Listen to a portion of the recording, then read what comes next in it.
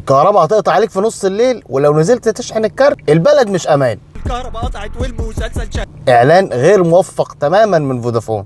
يعني احنا قاعدين بنراقب حركة السياحة ونقول في شوية سياح زيادة دخلوا، وفي مصدر دولاري ابتدى ينتعش من اول وجديد، وفتحنا المتحف الكبير وعاملين عليه بروباجندا عظيمة جدا، وكل ما نروح بلد نلاقي الناس بتقول لنا مبروك عايزين نيجي نشوف المتحف ده.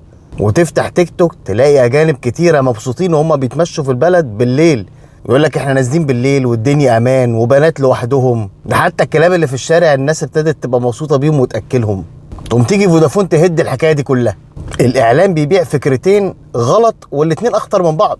اولا مش حقيقي ان عداد الكهرباء هيقطع عليك الكهرباء في نص الليل، لانه متبرمج على فكرة الساعات الصديقة. يعني لو نفذ الرصيد من الساعة 5 بالليل ل 10 الصبح مش هتقطع عليك الكهرباء، هيفضل مكمل كريدت. وحتى ايام الجمعة والاعياد برضو مش هيقطع عليك الكهرباء. ولو عندك مشكلة وبيقطع عليك الكهرباء بالليل لازم تروح تبلغ، هيبقى في مشكلة في العداد بتاعك. ومع ذلك الاعلان بيبيع فكرة ان عادي جدا ان الكهرباء تقطع عليك في نص الليل بسبب العدادات المسبقة الدفع. وبما ان ما عندكش فودافون كاش يا غلبان، فانت هتنزل تجري في الشوارع تدور على اي كشك تشحن منه كارت الكهرباء. وهنا تيجي تاني اخطر نقطة وبرضه مش حقيقية. قابلت جماعه حالتهم كار، عملت انا فيها بروسلي وحلو، ما كانش الحلو جريت من الدار. يعني الفنان لما نزل في الشارع بالروب بيدور على اي حد يشحن له الكارت، قابل صيع ماشيين في الشارع ماسكين العصيان يجروا وراه وكلاب مسعورة، واول ما دخل بيته اخد نفسه كانه جاي هربان من عصابات تهريب المخدرات في كوبا.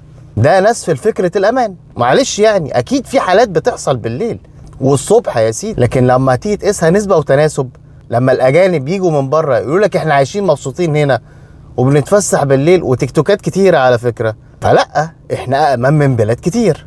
يا جماعة الإعلان دمه خفيف صحيح ومنتشر في كل حتة، تلفزيون وسوشيال وأوت دور، وأنا بنحب الحاجات اللي دمها خفيف. بس هو مش احنا بس اللي بنشوف الإعلان. أنا مش فاهم بصراحة إيه الفكرة العجيبة دي.